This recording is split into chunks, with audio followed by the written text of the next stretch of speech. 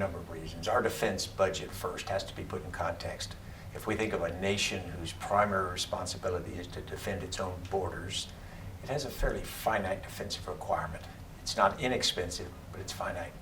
We have traditionally defended forward of our borders with first a Navy and then forward positioning. Some of that was to guarantee peace in regions or stability or access to raw materials like oil.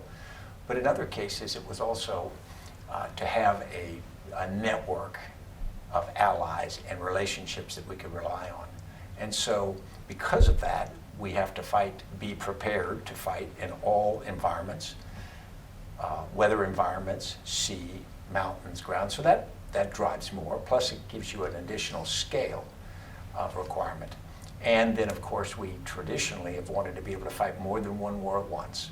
There was a period where we had a defense budget placed upon 2.5 wars, which means we could fight 2.5 wars simultaneously. We've retreated from that.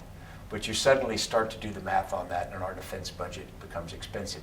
The other side of that is defense costs more than it used to. If we go back to our grandfathers who might have been draftees in the Second World War, their pay was modest. What it cost to equip them was modest. An infantryman, probably a couple of $100 to include weapons.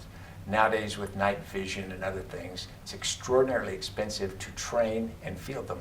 And then we also pay our soldiers more, and most of the force is now married. And so we have the tale of families and health care and whatnot. So it's just tremendously expensive endeavor.